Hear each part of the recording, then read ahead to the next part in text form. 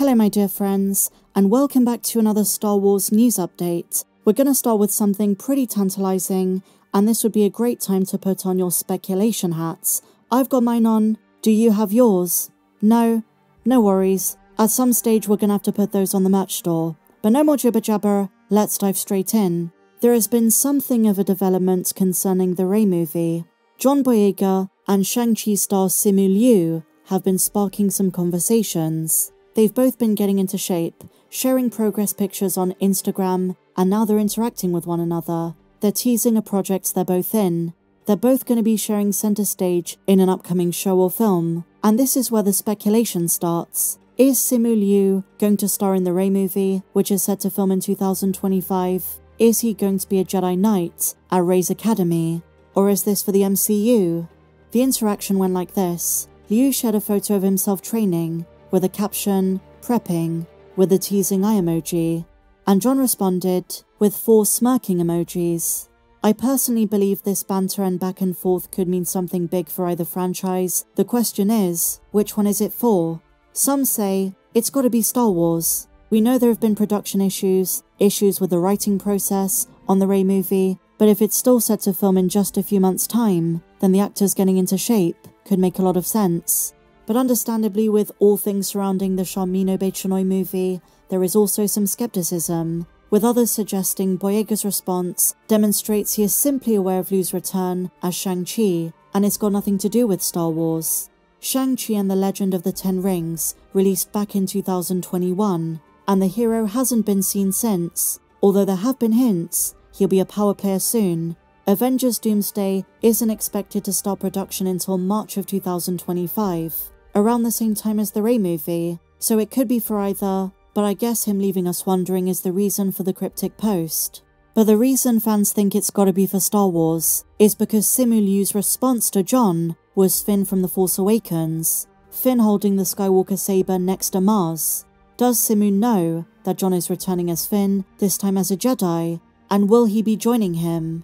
We're dealing with a really fascinating scenario, not to mention the high level of physicality both actors are putting in. But one of the more sobering takes came from Screen Rant, who said this: the MCU's rapid rate of expansion means it's been far too long since we've seen Shang-Chi. What's more, the end of Shang-Chi, which saw the hero team up with other celebrated MCU figures to discover the truth behind his 10 rings, set him up as a central figure in the multiverse saga. It really is time he came back. So their prediction is they don't think this has anything to do with Star Wars whatsoever. Time will tell, but do you guys think Simu Liu would be a good fit for the Star Wars galaxy, maybe as a Force user, a Jedi, or maybe a dark side user? Maybe he's the main villain of the story. But going back to his post, it might just be my interpretation, but I can't get over his deliberate choice to use this GIF and making public this interaction with John Boyega. And something else we need to discuss is what is the Jedi Order going to be like in Rey's Academy? After Episode 9, what is that iteration of the Order like? What kind of structural problems are they going to face? Did Rey go on a Luke post-Episode 6 type adventure, recruiting various Force sensitives from across the galaxy? And that's why I think we need something refreshing in terms of the villain. I don't know if I necessarily want First Order remnants. I want them to do something different, maybe like a dark side Force cult. But please don't bring Palpatine back again.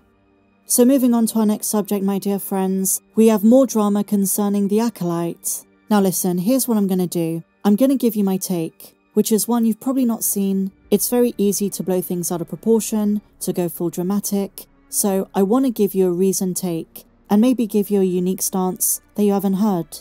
So, what went down? Jodie Turner-Smith has blasted Disney for not defending Amanda Stenberg and the rest of the Acolyte cast. So this is different to what I covered in the last video on the topic. That was Hollywood's response. You know, they talked about doing superfan focus groups, they were talking about dealing with online toxicity and that kind of thing. This is different. This is Jodie Turner-Smith saying that Disney and Lucasfilm didn't do enough to protect the cast from horrible comments. Now this was my take, and I want to expand on it. This is what I said on X. Regardless of comments that Jodie Turner-Smith has made about George Lucas and Star Wars, which I think a lot of fans disagree with, I think Jodie is a really fantastic actress with a great range. You know, she is talented, Regardless of what you might think of her politics and things she said about the Star Wars universe, you know, she is a good actress. I said this. However, Mother Anastasia was a pretty boring character, and there is so much more they could have done with the Brendok Coven that was wasted. And I said I'll expand on it in a video. I think I said everything I wanted to about the witches in The Acolyte, but I didn't think her character was particularly compelling.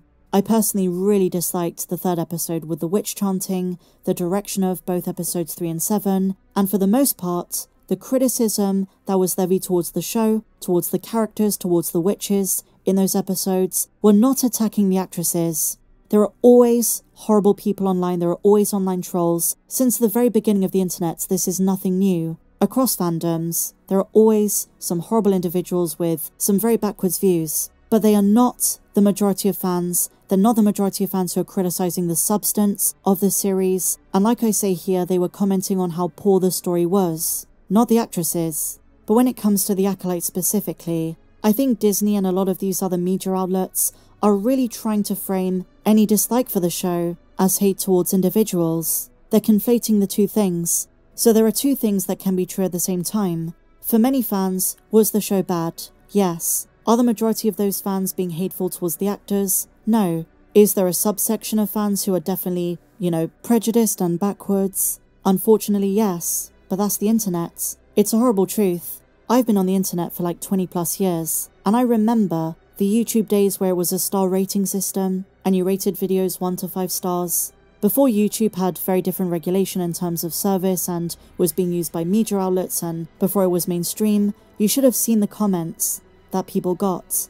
And it's always that thing of if you feed online trolls, they're just going to keep doing it. But to pretend that is a major factor for The Acolyte being cancelled, to pretend that the majority of fans, is simply not true, my dear friends. In the final bit of the paragraph I wrote, I said this: if Disney cares about representation in their media, then why not cast these talented actors in roles with compelling characters the fandom will love? And I give some examples: Mace Windu, Lando, Carson Teva, Din Djarin, Cassian Andor, Bix, Saw Gerrera, Ezra, Sabine, Ahsoka, even Finn. You know, not everyone liked the sequel trilogy, but a lot of those same fans want to see Finn as a Jedi. We want good characters and good writing. It sounds repetitive, we've brought this up time and time again, but it's so true. If Mother Anastasia was a fantastic character, really well written, compelling, they tied the Witch Coven to Plagueis' experiments in a wider, more obvious way. If she was a standout character, I don't think these conversations would be as pronounced. I'm not diminishing what she's saying because obviously hate is horrible.